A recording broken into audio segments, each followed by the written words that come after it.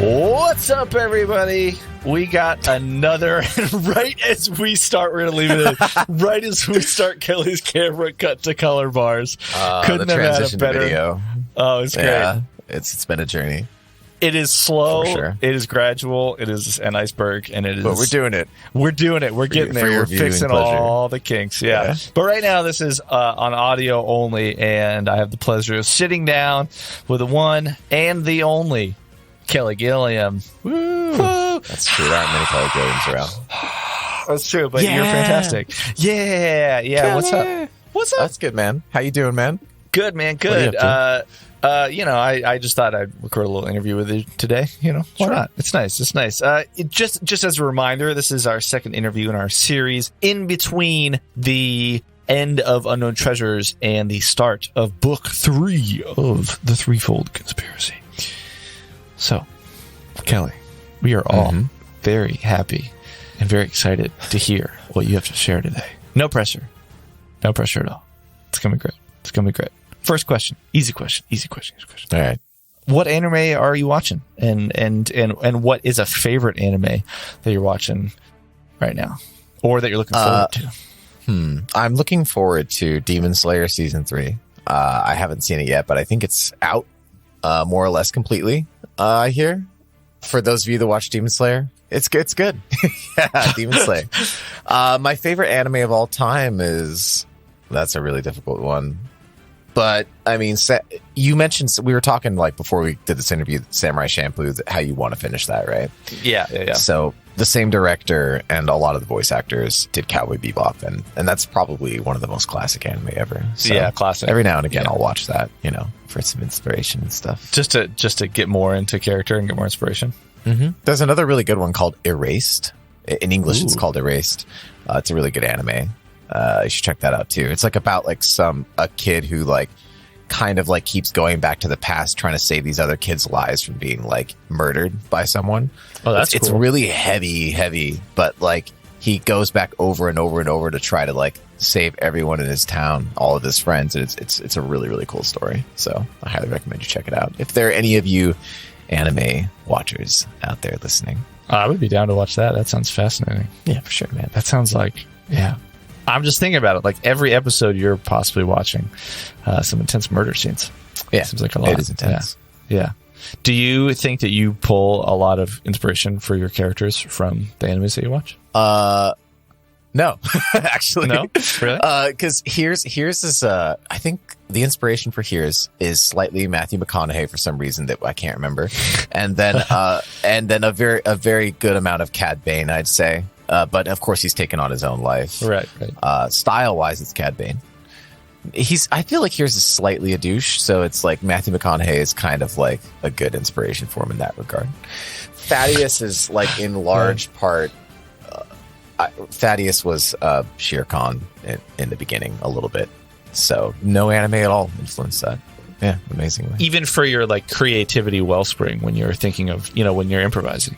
I don't know. I don't really think about it too much, but that's probably good. It's probably true. Maybe in combat, maybe some of the stuff I do or the way that I play it might reflect anime combat. That's possible. Yeah. I could see that Dragon Ball Z or Full Metal Alchemist or something, influencing the way I describe it. Yeah. Yeah. I was thinking about Frog, the way that you or Kev talked about. Yeah. There was a moment where I remember Frog being and just the way that his mouth turned and smiled and blood fell on the floor. And you were, I think you explained it as if it were an anime death. And it was, oh yeah, where they slowly turn to the viewer basically. And then they give this all right, I'm done. I gave it my all and I sacrificed myself for everyone. That's a very common trope in anime for sure. Yeah. Him dying was a very Krillin / Yamcha / Goku / Gohan moment. Wow, the lore is deep. I love it. The waters are deep and they are rich, and it sounds lovely. Yeah. Seems warm and nice and inviting. All right, let's talk about let's talk Space Turkey. What just let all the listeners who probably already know, who do you play in Unknown Treasures and the Threefold Conspiracy? In Unknown Treasures, I play Thaddeus, the Patra, the cat who is a soldier. And his role in the crew is he's the weapons officer. and a combat specialist who is tactics oriented and does not run away from combat, but strategically maneuvers, or tactically maneuvers, I should say, to for sure gain advantage. Yeah, definitely. Yep, for sure. Yeah. Okay, cool. He's also a kind of a chef on the side. You know, he has like a little streaming thing that he does, cooking with Thaddeus. So watch for good. new episodes. Yeah. There you go. What about Threefold? In Threefold, I play Here's Fabricius. Here's is a former captain in the Free Captains.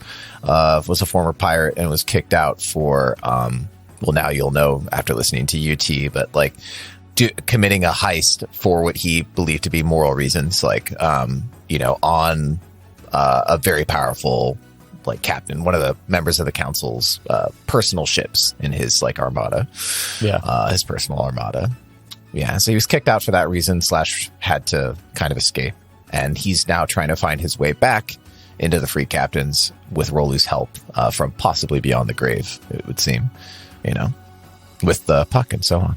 Anyway, he's a technomancer, does like a lot of magic and kind of our glass cannon, I suppose. Glass cannon's the way to put it, but you can hold your own. You just don't. Here's. I think we talked about this. Here's might have gone to a Thaddeus tactics seminar one time. Yeah. So, you know, look, Here's doesn't always get in the forefront. It's not easy when, like, in the beginning of each campaign, in both UT and in Threefold, when the first engagement you have, you get, like, knocked out by someone, which happened in both years in Thaddeus's case, pretty much. It's not very encouraging to be like, cool, like, I don't have enough, like, AC to, like, withstand these kinds of, like, like, physical up-close attacks, so yes, I need to, like, stay back, you know? I got you. It's okay. Yeah, I actually truly think it's really tactical, and it's hard when you're playing a game, and especially in the first engagement, you're like, great, my character went down. Like, it is not fun to go down. You're like, you're worried about it, and then it happens, and you're like, okay, cool, guess I'm just sitting, waiting, you know, trying to get an RP, spend an RP to come back up. Precisely. I got you. Which I don't like spending resolve points when you don't need to. Those 10-minute rests, I don't like to take them that much for this reason, you know, but yeah.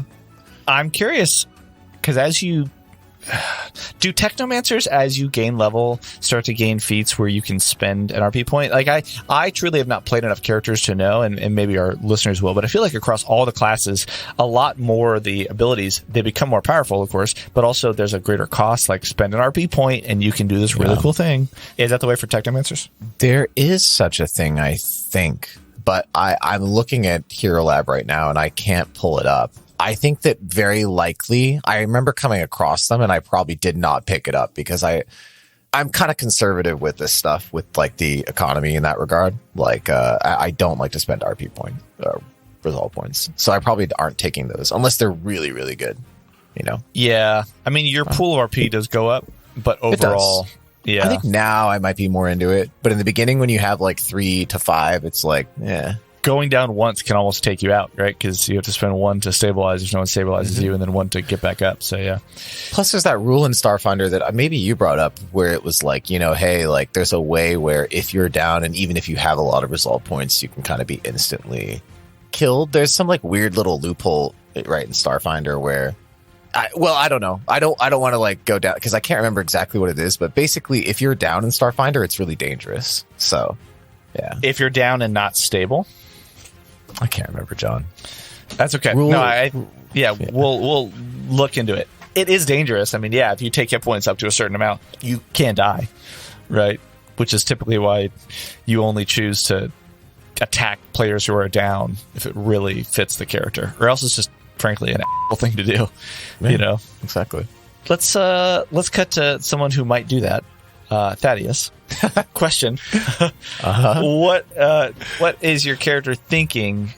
What is Thaddeus thinking at the end? And what are you thinking? And I have to say, this question, I'm most interested in your answer for sure, in that you are not with the 3 other characters and you're actively working against them. And you brought in this whole... Okay, anyway. Well, the narrator thing? Yeah. I mean, to Thaddeus... Thaddeus feels really upset, to say the least. I mean, he knew because the narrator, the Commodore, like, placed him on the Caduceus. He kind of knew that Rolu likely was involved because he was briefed on that. But to see Shaq enter May go with Rolu off into Rolu's weird adventure, from his perspective, it's really disheartening for him. This is a crew that he's known for a little while now, and it feels like a personal betrayal for sure to Thaddeus. Wow, he's very upset. You could tell, like when you're right, he was not happy. No, he really wants to go and chase Rolu. That's what he wants to do right now, and he says that to the narrator. He's like, "Look, I can help out," and but for reasons which are not revealed at this point, he's not going to like just go against what the narrator's wishes are. And the narrator wants him to be on the Caduceus for reasons for the time being. So that's it. Yeah. But maybe in the future he can come and get Rolu, and Rolu can get his comeuppance. Yeah. We'll see. We'll see what happens. Yeah, we'll see what happens. Do you think that this question might put you on the spot a little bit because it wasn't in our list of prepared questions?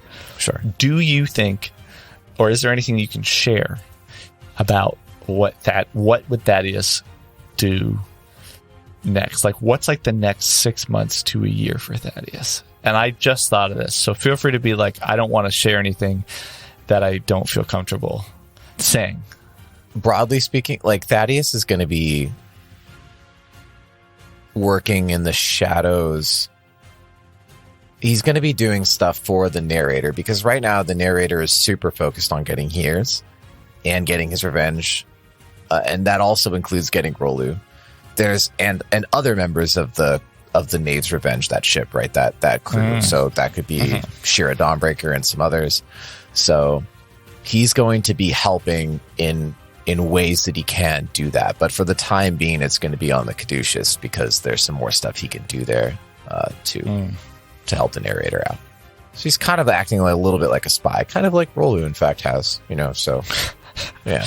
Sure. Yeah, totally. Definitely. For 6 months. And then, the cooking show, he'll keep doing that, whatever. So it'll be fine. Yeah, what if the cooking show takes off and he tells the narrator, he's like, hey, I want out. Classic gang story trope, right? Like you're like, there's one person who always wants out. And maybe we find Thaddeus wanting out. No? This is what he's best at. He's a good cook, but he loves... He's a better killer. Well, I mean, if we're talking... I don't know how many times he hits. When he does hit, like, it tends to... That's true. Like I said, I don't like being a soldier, but there you go. Yeah. Well, that's also, there's some part of the story and the dice. The dice. Playing that. Yeah. They are capricious, the dice are. They are capricious. Looking ahead, let's jump to the other side of the coin. What questions or clues are you or Hears looking forward to getting an answer to?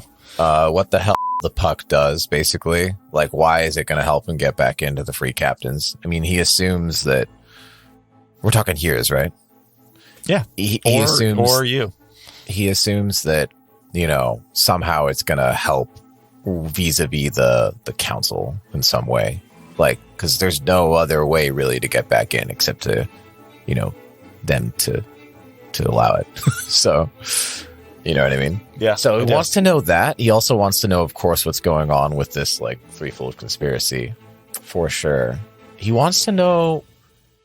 Kelly wants to know what Rolu's actual fate is. Oh, okay. You can cut this if you want, and you may not need to, because I could totally be off. But, like, I wonder if, like, is Rolu actually alive at this point in the timeline when we're in book 3, now moving into book 3? Rolu being a precog might have... did something, engineered a situation such that he might not actually be dead. I don't know. So that's what I want to know. I like that. It's a good question. It's a question that I have some answers for. An answer to. Yeah, probably. Yeah, and I can't share it now, but I'm very excited to share it with you. For sure. Okay. Yeah. I'm excited to share some things as well, by the way. What more do you have? Nah, it's fine. Another time. You should. You have to wait some time. Are you just saying that? Yeah. We're all trying to coordinate. We're all working together and not telling each other like all the little details at the same time. Right. Yeah. We probably should talk about that, but that's okay. Anything else that you want to share about, or that you want to share with our listeners about Threefold or UT or you or your characters? That was so pensive. I don't know. I just want to remind the listeners that there's a lot to come when it comes to the extended universe that we're putting together, or we'll save in the extragalactic. All of that. There's more to come. So those story threads will, some of those things will be carried throughout, and that's all I'll say. Yeah. I have a feeling whenever you jump into the hot seat, there's going to be a lot of Easter eggs and cool things that you'll share. I'm sure it's going to be awesome. Are we doing that? This might be more a question just for you directly, but are we could do that after, because I know that we did book 1 and 2 and then UT. We could do it after 3 and 4 or after 3, or I don't really care. I just didn't know. I said after 3, but I didn't want to interrupt your plans. I realize now that sometimes we connect books, before we move on to some other stuff. Honestly, I think it's okay for the listeners to hear this. We're pretty transparent about our goals and trying to be able to tell a lot more stories. And I think the big thing is what makes sense with our resources and our time, and what can we do sustainably and in a healthy way for all of us, right? So I would love for you to be able to even start telling that before the end of book 3, or maybe right after book 3, but book 3 or book 4 and yours at the same time. Maybe that's something that we look into, or we split it up and do it one at a time. I don't know. Check out our coffee, and soon when it goes up. And if it's already up, yeah. Eventually, we might be able to get to the point where we have enough, it's at some point some kind of support to do concurrent stories, because we want to do high quality stuff when it comes to audio, video, content, whatever. So we spend a lot of time doing it, which is why we don't do concurrent shows, because we want to give everything its due attention. Exactly. Plus we have lives we have to live, obviously. So if we have to worry less about the other stuff in our life, we could do more of that. So that would be cool. That would be cool. It's just fun. It's really, it was really fun with Kev. Yeah. And Kev had a good time, I think, being well, this is how much I can tell you. And now I'm looking forward to doing that with you. And you're well, this is how much I can tell you about this story. And I'm okay, cool. You're both very good GMs. I'm looking forward to it for sure. Dude, it's and good. You're going to be awesome. You're going to be great. Thank you, Kelly, for this awesome interview. We got more than I was even thinking going in. So it was awesome. It was good to chat. I did talk a lot, so it's good. That's the point. That is indeed the point. All right, y'all. Thank you for listening. Stay tuned next week for our next interview. Who will it be with? I don't even know right now. We'll find out soon. One of two people. I'm just gonna flip a coin and say it's gonna be Will. That's who I think it's gonna be next. All right, then I will be totally wrong. I'll take the other side of it, and I think it's gonna be Vinnie. And who wins? Who wins what? Well, I'm pretty sure I'll be right, so we could up the stakes with a literal steak or something. Steak would be good. You can get me a steak, yeah. Wait, you want a steak? A food steak to put in my mouth. Okay. Yeah. I thought that you meant a wooden steak, and I was where's this going? No, good lord. No. Yeah. All right, so I will buy you a steak, or you will buy me a steak, depending on who is right. Yeah. Is that exactly. Okay, cool. All right, sounds good. Yeah. Awesome. Well, you heard it here first. John, don't engineer it, Kelly? So that because be fair, because you're the interviewer, so you're just gonna be cool, I'm just gonna drop Vinny in so I can have a steak. I will. And you can put whatever efforts into it. I'm just gonna try to get Will to do it. Then I'll just try to really convince him. Okay, well, we have to decide now. Is it anything goes, or because I will remain passive and just ask the two of them, hey, who wants to go first? Let's do a Shaq thing and leave it up to chance. Then leave it up to chance. Yeah. Plus, I'm too lazy right now to try to engineer some outcome. I'm too tired for that. I have too much stuff going on. I feel you. Yeah. I got you. All right. Thanks, everyone. This has been fantastic. Thank you, Kelly. And we'll see y'all next week. Yeah. Next We'll Save Bye, Wednesday. Guys. Bye. See you next We'll Save Wednesday. Later.